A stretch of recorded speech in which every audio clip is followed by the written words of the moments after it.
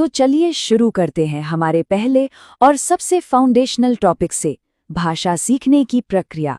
यहाँ हम बात करेंगे अर्जन और अधिगम के बारे में। और हाँ, इस कॉन्सेप्ट को बिल्कुल दिमाग में छाप लेना, क्योंकि सीटेट में यहाँ से एक सवाल तो 100% पक्का है, सीधा सीधा पूछा जाता है। अच्छा, अब इस स्लाइड को देखो। एक तरफ है भाषा अर्जन यानी एक्विजिशन।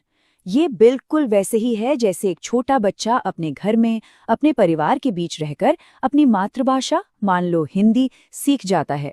कोई किताब नहीं, कोई टीचर नहीं, कोई नियम नहीं, ये एकदम नेचुरल प्रोसेस है।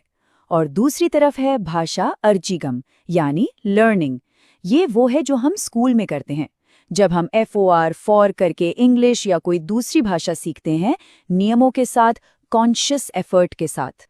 बस अर्जन मतलब अपने आप, अधिगम मतलब एफर्ट लगाकर। और ये रहा सीटेट का सबसे कॉमन ट्रैप। इसको तो गांठ बांध लो। एग्जाम में ऑप्शन आएगा मातृभाषा का अधिगम होता है, और कई लोग इसमें फंस जाते हैं। याद रखना, मातृभाषा का कभी भी अधिगम नहीं होता, हमेशा अर्जन। चलिए अब आते हैं दूसरे सबसे हाई वेटेज टॉपिक पर। यह है भाषा के सिद्धांत आएगा। देखो कितना सिंपल है।